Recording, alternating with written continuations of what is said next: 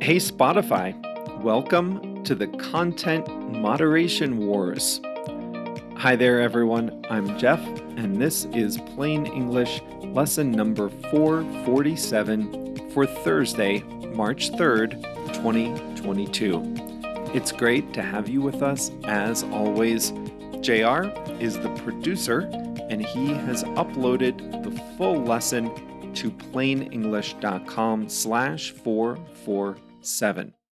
Coming up today, Neil Young, Joni Mitchell, and others demanded their music be pulled from Spotify after they accused Spotify podcaster Joe Rogan of spreading COVID misinformation. And just like that, Spotify has been pulled into the content moderation wars. The expression we'll talk about today is call out, and JR has a song of the week. Let's get going.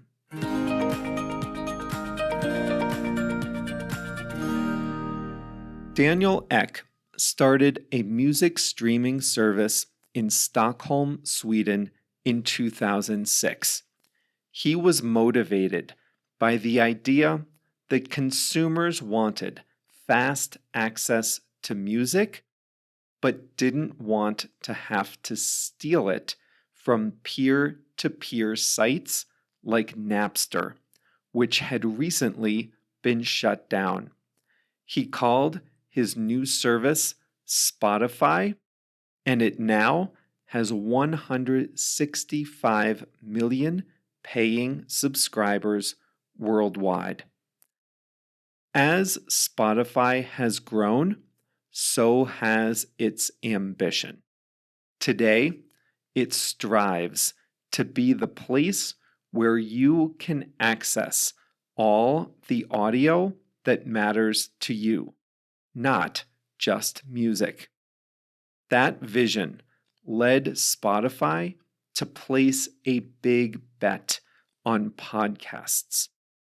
At first, it simply opened its platform to podcasts, so individual podcasters like me could upload our episodes with just a few clicks of a mouse.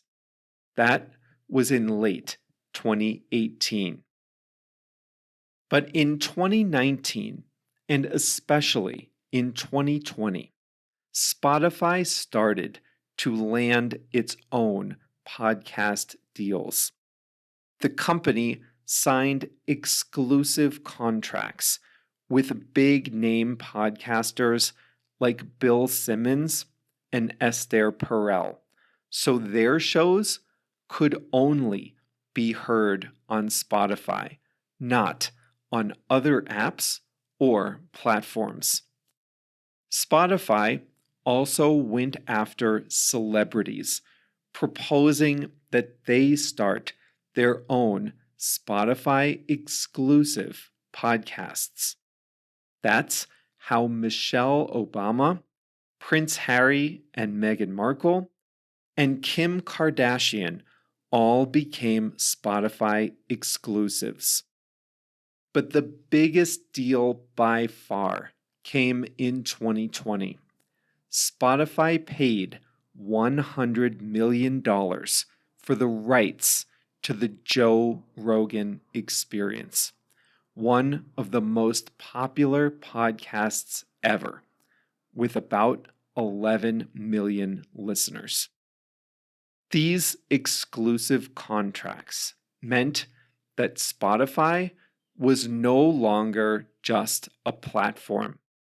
It was no longer just a place where other people uploaded content like they do to YouTube or Facebook. Now, like it or not, Spotify was a content producer. For a while, things seemed to be going well. But then, 76-year-old rocker Neil Young pressed publish on a post to his personal blog. In that post, he called out Joe Rogan for spreading misinformation about COVID-19 vaccines. And Neil Young gave Spotify an ultimatum. Either you publish Joe Rogan or you publish me. But you can't have Neil Young songs on your platform if you also have Joe Rogan. At first, the record label that controls Neil Young's songs didn't know what to do. But eventually, they got on board. Warner Records sent a letter to Spotify formally requesting they take down Neil Young's songs, and Spotify complied. Then, other musicians started to follow Neil Young's lead. The 78-year-old folk singer Joni Mitchell requested that her music be removed from Spotify. Singers India Ari and Niles Lofgren did the same. Podcaster Brené Brown, who had an exclusive deal with Spotify, paused publishing new episodes, citing her conflict in values with Joe Rogan.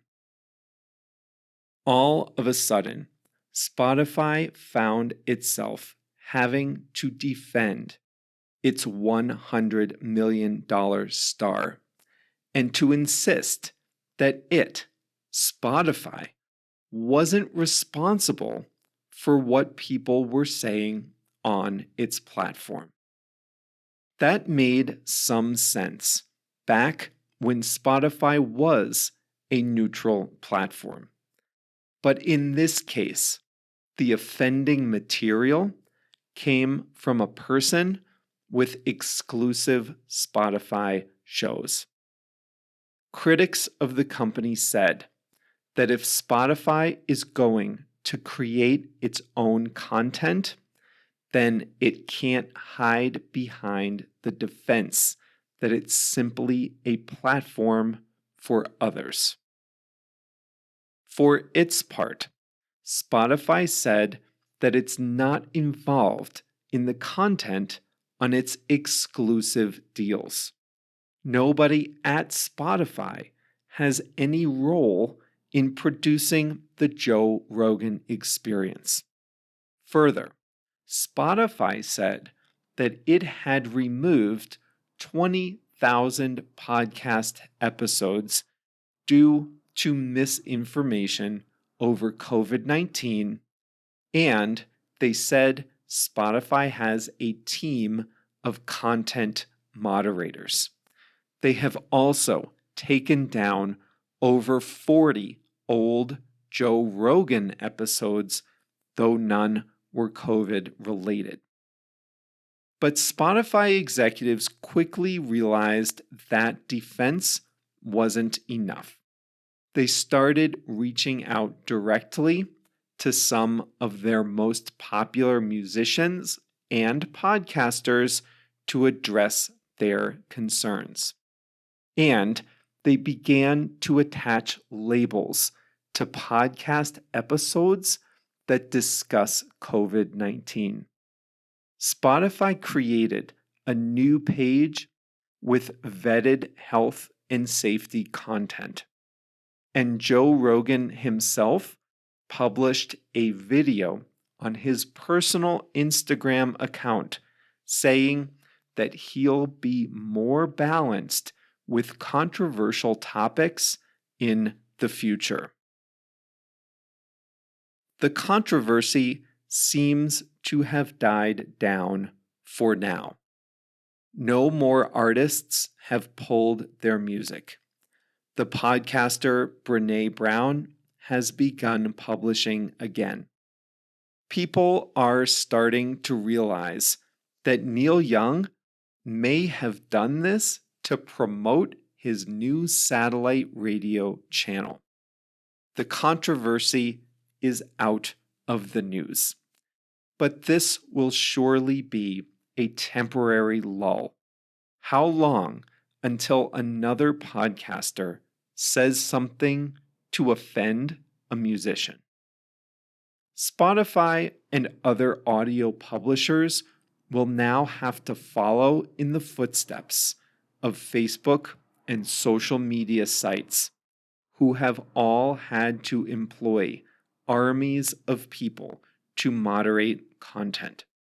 Spotify and others should publish transparent guidelines that say what's acceptable on their platforms and then strive to enforce those in an even-handed way.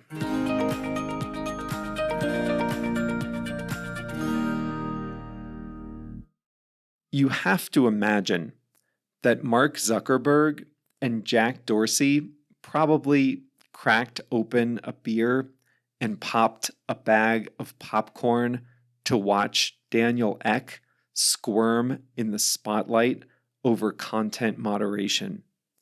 Social media sites like Facebook, YouTube, and Twitter have had to deal with this issue for years, but audio has been able to escape it until now.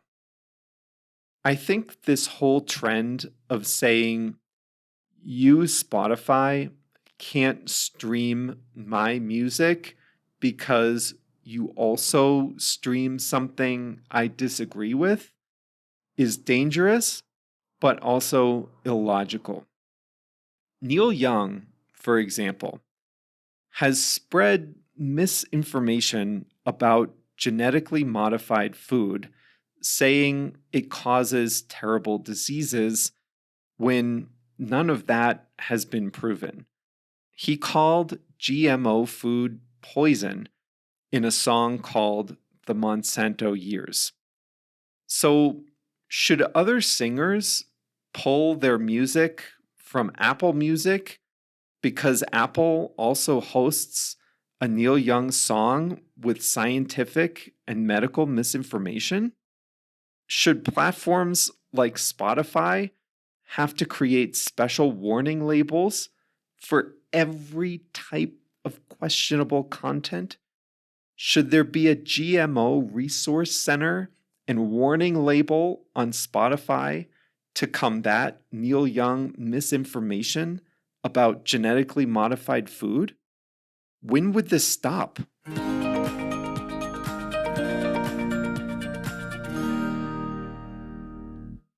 All right, today's English expression is a phrasal verb, and that is call out. To call out is to draw attention to someone else's bad behavior. When you call someone out, you say, verbally or in print, that the other person has done something bad, and you want to make sure other people know it. Earlier in today's lesson, you heard that the musician Neil Young called out the podcaster Joe Rogan for spreading misinformation about COVID-19 vaccines. When Neil Young called out Joe Rogan, Neil Young said publicly what he thought Joe Rogan did wrong. But after Neil Young insisted that his music be removed from Spotify, other critics called him out for spreading misinformation about genetically modified food. All right, moving on from that.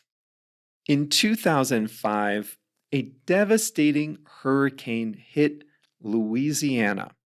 The actor Brad Pitt, through his charitable foundation, built environmentally friendly, affordable houses for people who lost their homes to Hurricane Katrina. But now, years later, the owners of those homes are calling out Brad Pitt for building low-quality homes that were defective and later became infested with mold. The owners are trying to attract attention to something they believe was wrong. The actor says he isn't responsible for the quality of the homes, and he's trying to remove his name from the lawsuit. American baseball is probably going to be delayed this year. The owners and players have not yet agreed on a labor contract. Some players have called out the owners for delaying contract negotiations. Other players have called out owners for manipulating young players' time on the field so as to pay them less. These players are calling out the owners. They're calling attention to things that they think the owners have done badly.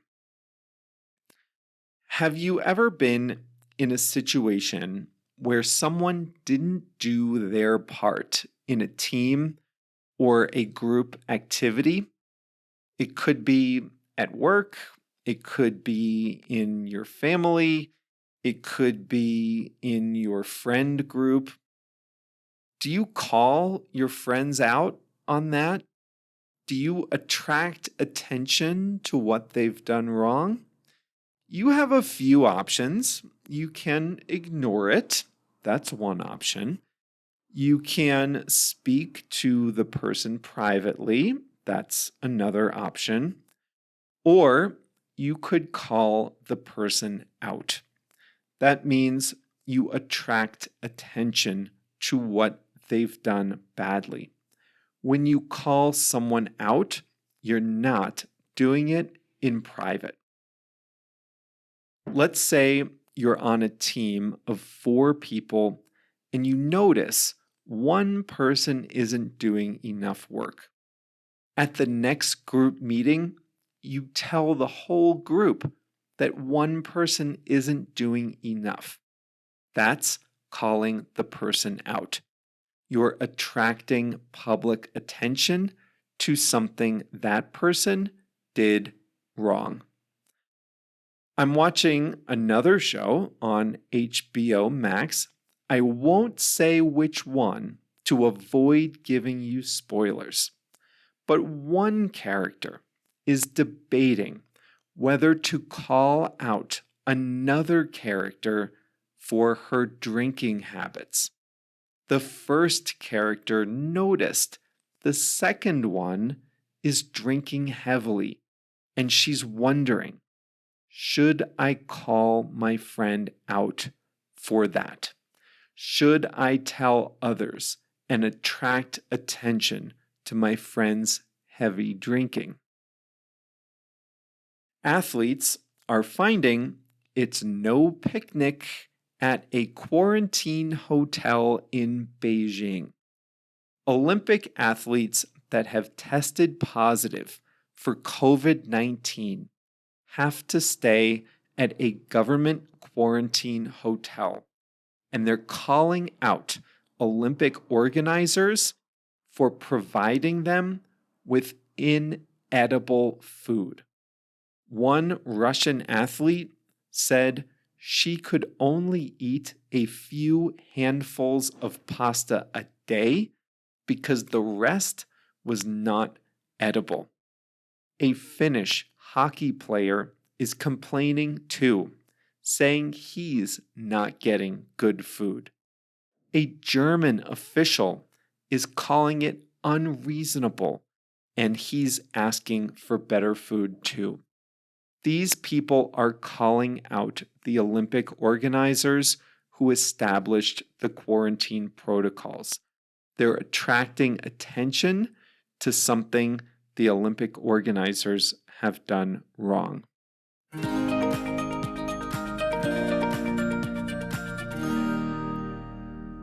Just so you know, I have no editorial control over the songs JR picks for the song of the week.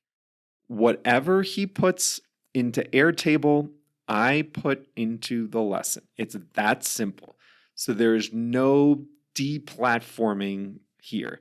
If he had picked a Neil Young song, I would have had no choice but to include it in the lesson. But he didn't pick a Neil Young song or a Joni Mitchell song. Instead, he picked a song by Kenny Chesney, a popular country music singer. The song is Between Midnight and Daylight. If you wanted a perfect example of American country music, you've got it right here. The sound, the lyrics, the southern twang, it's got it all. Between Midnight and Daylight by Kenny Chesney is the song of the week. And that's all for today's lesson. Remember, you get the full content at plainenglish.com/447. Part of the full lesson online is a step-by-step video lesson for Plain English Plus subscribers. In today's video lesson, we're going to show you how to say something was true before, but it's not true now. These videos are great because sometimes the hardest thing in English is using the words you know to express complicated ideas. Now, yes, we all need to learn new words, but these videos are all about taking the words you already know and making your ideas clearer and more powerful. And today's video is a great example of that. You're going to learn how to say something was true before, but it's not true now. So that's for Plus members. If you're not yet a Plus member, you can join by visiting plainenglish.com/plus, PLUS.